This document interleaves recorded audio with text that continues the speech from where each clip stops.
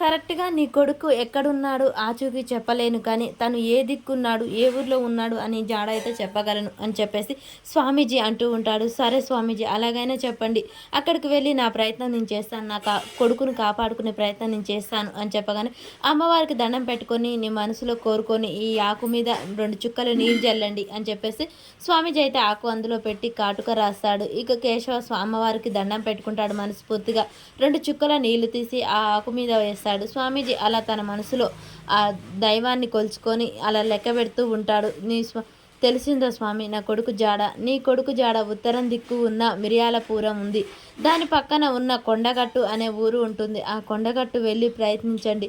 నీ కొడుకు ఆచూకీ తెలిసే జాడ అక్కడే ఉంటుంది, తెలుస్తుంది, ప్రయత్నం చేయండి అని చెప్పేసి స్వామీజీ చెప్పగానే, సరే స్వామీజీ నమస్కారం, ఖచ్చితంగా నా కొడుకు ఎక్కడున్నాడు జాడ తెలుసుకొని మళ్ళీ వస్తాను స్వామి అని చెప్పేసి నమస్కారం అయితే పెట్టి అక్కడి నుంచి వెళ్తాడు. ఈలోపే ఆ వీధెంబడి చీరల అమ్మాయి ఆయన వస్తుంటాడు.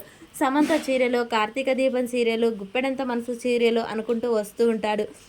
ఆ చీరలబ్బాయి ఇక ఇలా రా అని చెప్పేసి ఇక భవతి పిలుస్తూ ఉంటుంది. ఇలా రా వదినా చీరలు వచ్చాయి తొందరగా రా అని చెప్పాను. ఏంటి ఈమె కళ్ళకు నేను అబ్బాయిలా కనిపిస్తున్నాను, ఇంకా నయం బాబాయి అంటలేదు. ఇలా రా వస్తున్నానమ్మా, ఒక్క నిమిషం ఆగండి అని చెప్పేసి అలా చీరల మూట తీసుకొని లోపలికి వస్తాడు. ఇదిగో అబ్బాయి నీ దగ్గర ఏం చీరలు ఉన్నాయి అని చెప్పేసి భవతి అడుగుతుంటుంది.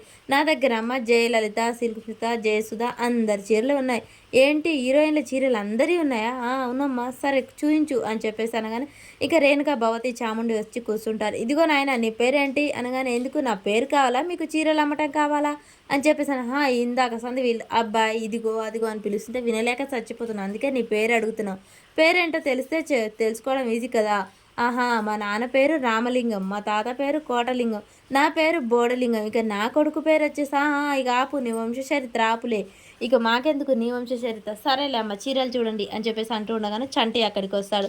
తన జేబులో చేపెట్టుకొని చూసి ఈ పైసలు ఉన్నాయి, నేను ప్రేమించిన అమ్మాయి గారు ఎప్పటికైనా నన్ను కలుస్తారని నమ్మకం ఉంది, ఒక చీర అయితే తీసుకోవాలి, అమ్మాయి గారికి కానుకగా ఇవ్వాలి అని చెప్పేసి చంటి అక్కడే నిలబడి ఆలోచించి పరుగున లోనికి అయితే వెళ్తూ ఉంటాడు.